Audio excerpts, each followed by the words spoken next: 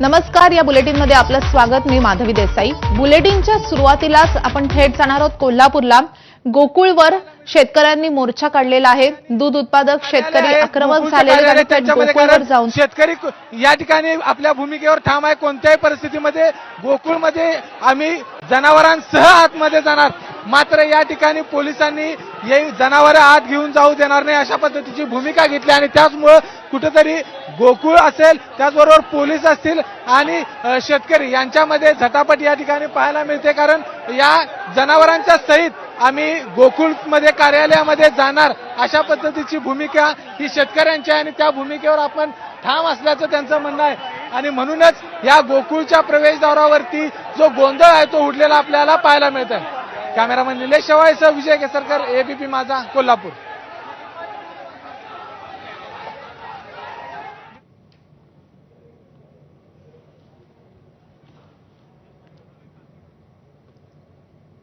तर डिबेंचरमध्ये मोठ्या प्रमाणात कपात झाली आहे, त्यामुळे शेतकऱ्यांचं नुकसान होत आहे. त्यामुळे गोकुळ दूध उत्पादक शेतकरी हे आक्रमक झालेत. स्वतःच्या जनावरांसह ते मोर्चा काढतायत. हा मोर्चा आता गोकुळ दूध संस्था चालकांपर्यंत जाऊन धडकतोय. गोकुळवर हा मोर्चा काढण्यात आलेला आहे. दूध उत्पादक शेतकरी विरुद्ध गोकुळ असा संघर्ष आपल्याला पाहायला मिळतोय. आपण बघतोय आंदोलक आणि पोलिसांमध्ये काही प्रमाणात झटापटही सुरू आहे.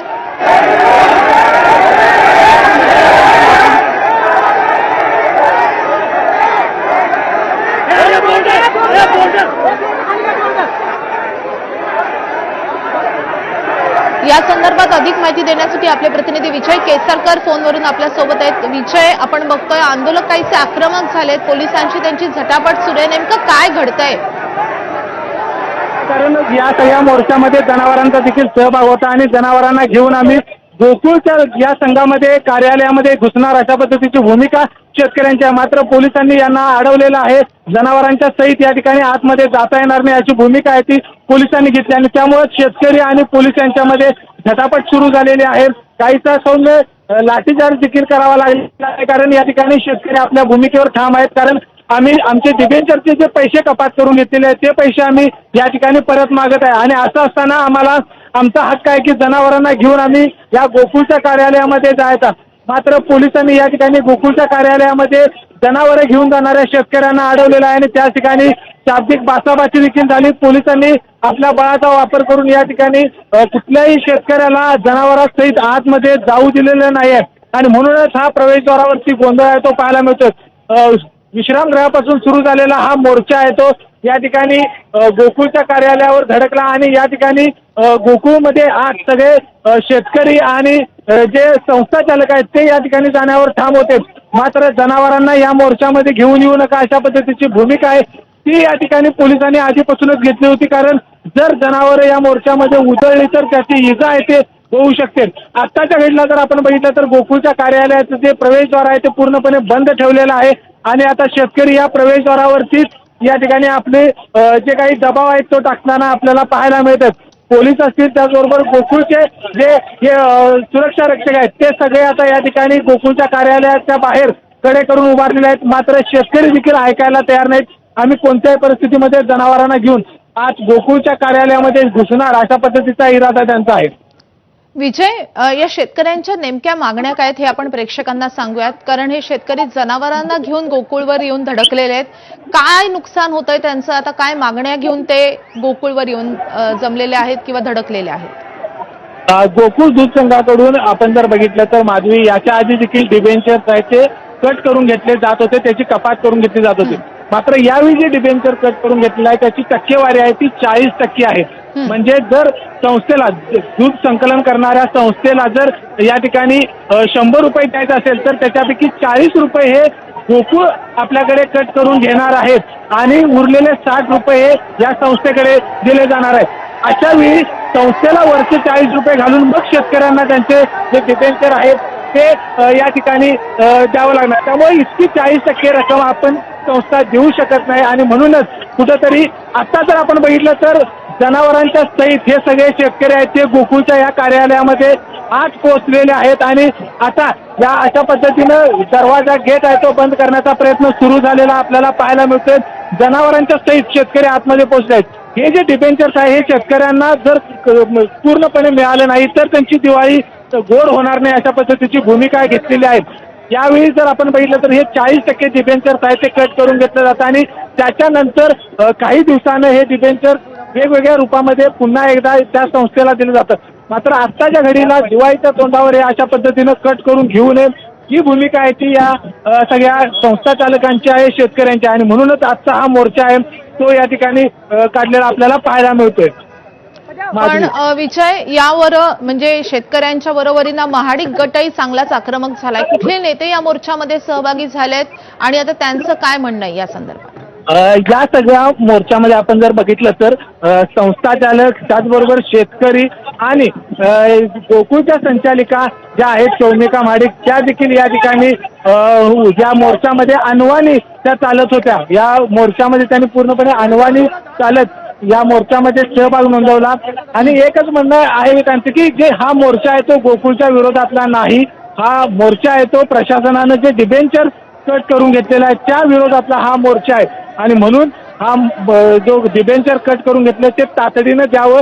आता डिबेंचर जरी देता येत नसलं कारण ते 31 मार्चला कट करून घेतलंय, मात्र शेतकऱ्यांचे पैसे हे वेगवेगळ्या रूपात पुन्हा एकदा तुम्हाला शेतकऱ्यांच्या खात्यावरती संस्थेच्या खात्यावरती देता येतील आणि म्हणून ते द्यावं अशा पद्धतीची मागणी आहे ती या ठिकाणी मोर्चाच्या माध्यमातून केलेली आहे. प्रज्ञा. विजय, जसं तू आता सांगत होतास की काय मागणी आहे शेतकऱ्यांची, ऐन दिवाळीच्या तोंडावर शेतकरी आक्रमक झालेले आहेत कारण त्यांना ती रक्कम हवी आहे. मात्र गोकुळचं काय म्हणणं आहे, संस्था चालक काय म्हणतायत आणि त्यांच्या जे काही सांगणं आहे तर त्यावरनं शेतकऱ्यांचं समाधान होत नाही का? आपण विजयकडे पुन्हा एकदा जाऊयातच. मात्र ही दृश्य खूप महत्वाची आहे. आपण बघतोय दुभत्या जनावरांसह सगळे शेतकरी दाखल झालेले आहेत.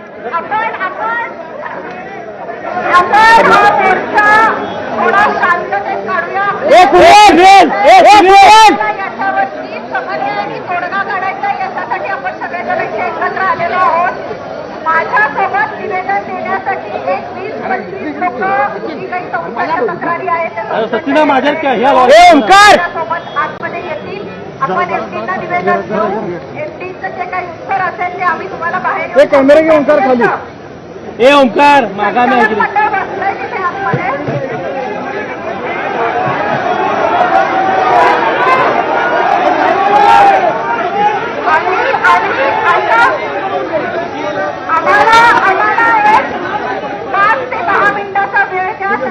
रियाज भाई मागे या की माझ्या इथे या की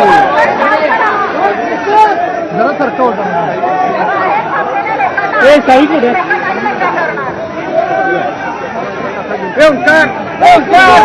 अरे मागे की उनका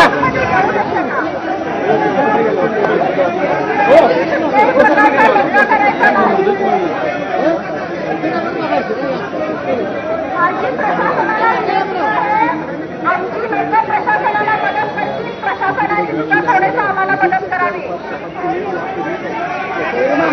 बाहेर थांबलेल्या माणसांना तुम्ही कुठल्याही प्रकारची काहीही नासधूस करणार नाही.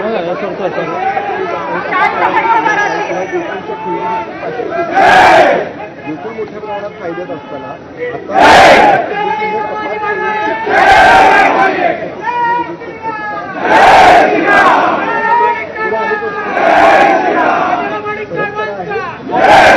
मला फोन करून होतात जरा चुकून आलं तुला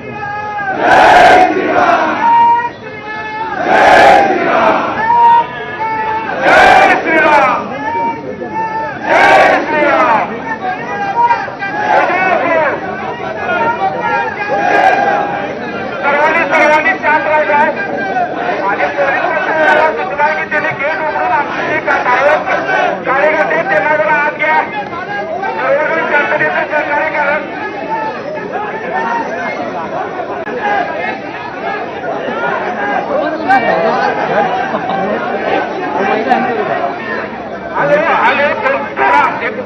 साहेब आज काढल्या जरा परवाने 5 मिनिट शांततेचं सहकार्य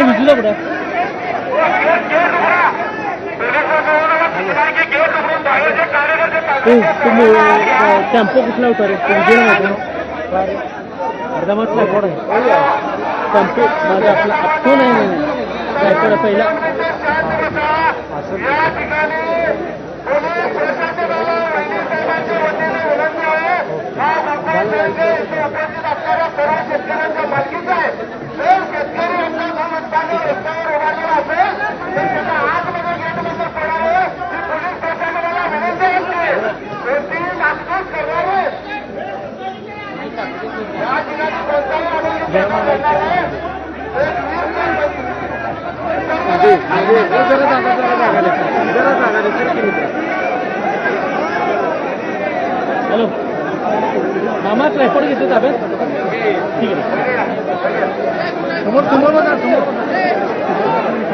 बारा तालुक्याचे 12 प्रतिनिधी आज गेला. 12 तालुक्याचे 12 प्रतिनिधी आज गेला.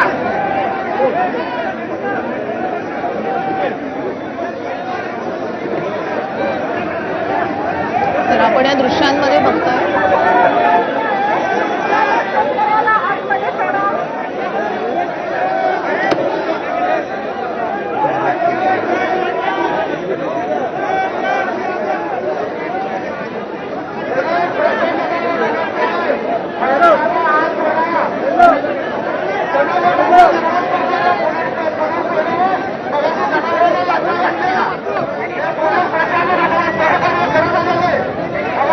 शौमिका महाडिक यांनी आंदोलकांना शांत राहण्याचं सांगितलेलं आहे आणि त्यासोबतच आंदोलकांशी चर्चा करण्यासाठी त्यांनी 5 ते 10 मिनिटांचा वेळ मागितलेला आहे.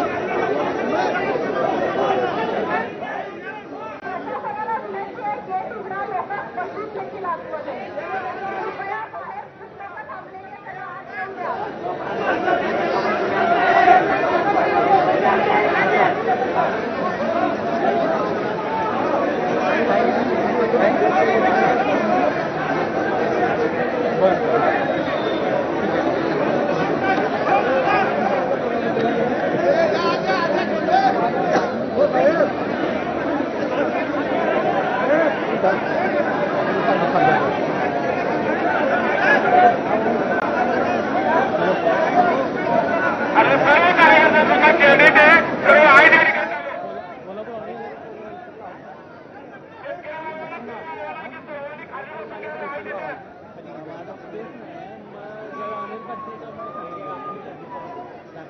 आपले प्रतिनिधी विजय केसरकर आपल्या सोबत आहेत. विजय, आपण बघितलं शौमिका महाडिक यांनी सगळ्या शेतकऱ्यांना आवाहन केलेलं आहे, शांत राहण्यास सांगितलेलं आहे. आता तिथे शेतकऱ्यांचं काय म्हणणं आहे? शेतकरी शांत झालेले आहेत का? आणि गोकुळ संस्था चालकांना भेटायला आता नेमकं कोण जाणार आहे? खरं तर या ठिकाणी आपण बघितलं तर जे काहीतरी अर्धे शेतकरी हे गोकुळच्या गेटच्या बाहेर आहेत, त्यामुळे कृपया करून त्यांना तुम्ही आतमध्ये सोडा अशा पद्धतीची विनंती केली जाते. आणि शौमिका महाडिक असतील त्यांच्याबरोबर आणखी काही 12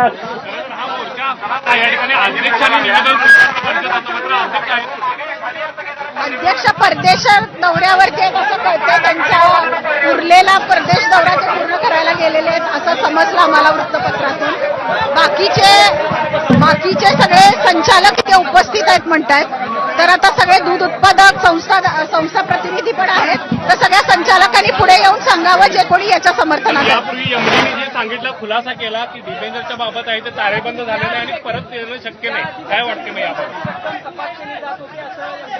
बरोबर आहे, गेले 30 वर्ष डिबेंचरची रक्कम कपात केली जात होती, पण हे फक्त अर्ध सत्य त्यांनी सांगितलं. त्याचबरोबर त्यांनी हेही सांगणं गरजेचं होतं की ही रक्कम फक्त 10% कट केली जात होती. जेव्हा की मधले 3 वर्ष तर अजिबात महाडिक साहेबांच्या काळामध्ये, सत्तेच्या काळामध्ये 3 वर्ष 1 रुपया सुद्धा डिबेंचर कट केलं नव्हतं. त्या पद्धतीनं जर आज संस्थेला एवढा फायदा झालेला आहे, एवढ्या त्यांच्या ठेवी वाढलेल्या आहेत, तर त्यांना इतक्या मोठ्या प्रमाणात कपात करण्याची गरज नव्हती. आता हे प्रशासन जास्त चांगल्या पद्धतीनं सांगू शकेल. आम्हाला तीच अपेक्षा आहे की हे असं का केलं, हा जो यांचा प्रश्न आहे तो प्रशासनाने त्याचं उत्तर द्यावं.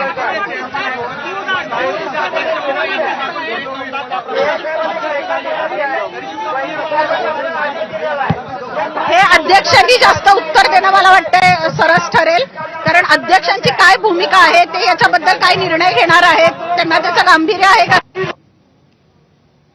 सांगू शकतील. कशाबद्दल? ज्या अर्थी या गेल्या 4 वर्षामध्ये शासनाचा जो लेखापरीक्षक अहवाल आहे तो त्यांच्या विरोधात जातो. जाजम खरेदी घोटाळा हा खूप चर्चेत आहे. आता शेतकऱ्यांची डिबेंचरची रक्कम 40% म्हणजे मला वाटतं गोकुळच्या इतिहासात सगळ्यात मोठी रक्कम कट केलेली आहे. आता हा सगळा अलबेला हे म्हणणं चुकीचं होईल.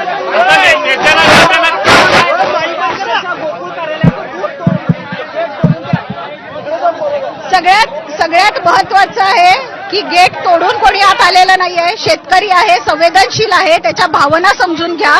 दिवाळी तोंडावरती आहे, त्याला जास्त थोडेसे पैसे आपण देऊ शकलो तर ते आपल्याकडनं चांगलं होईल. त्यांचा उद्देश फक्त त्याच्या 2च मागण्या आहेत, बाकी काही नाही. आणि इथं मला आवर्जून तुम्हाला सांगायचं आहे, इथे शेतकरी दूध उत्पादक आहे, संस्था प्रतिनिधी आहेत आणि जे कोणी या कार्याला सपोर्ट करतायत अशी लोक सुद्धा आलेली आहेत.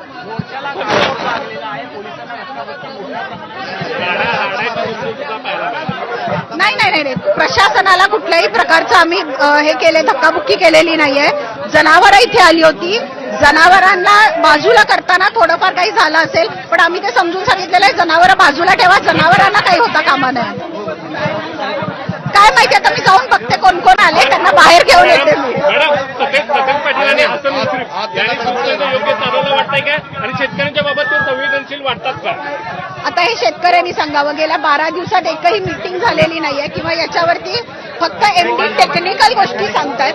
त्याच्यापेक्षा मला असं वाटतंय की 4 प्रतिनिधी बोलवून याच्यावरती एक सुवर्ण मध्य काढणं प्रशासनाने आणि संस्था प्रतिनिधींनी गरजेचं होतं. त्या पद्धतीनं प्रतिनिधी माझ्याकडे आलेत आणि मी शक्यतो तोच प्रयत्न करेन. हा निर्णय मागे नाही घेतला तर पुढे काय असणार, दुसरा काय असणार आहे? हा निर्णय त्यांनी मागे नाही घेतला तर, पण आज तर मी वर्तमानपत्रातनं वाचलं की ते विचार करतायत की वसुबारसच्या दिवशी काहीतरी वसुबारसच्या दिवशी ते काहीतरी शेतकऱ्यांना गिफ्ट म्हणून, भेट म्हणून काहीतरी जाहीर करणार आहेत. तर मला अपेक्षा आहे देव त्यांना सद्बुद्धी देव आणि डिबेंचरची रक्कम नाही तर बी फरक जादाचा देता यावा.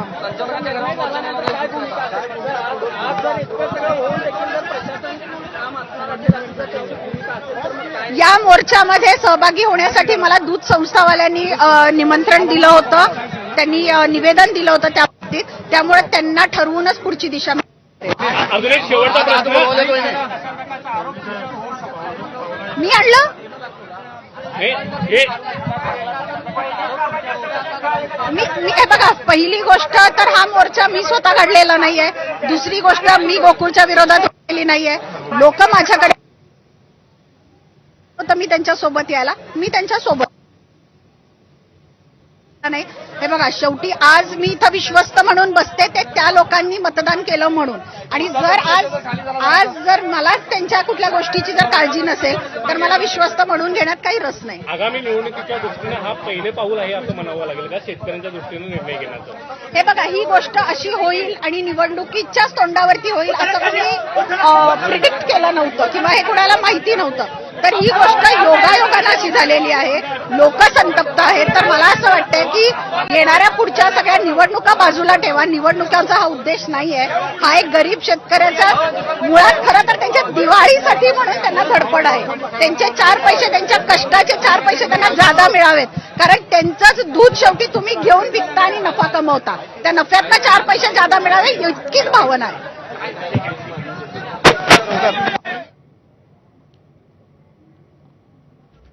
तर कोल्हापुरातल्या या आंदोलनाकडे आपलं लक्ष असणारच आहे.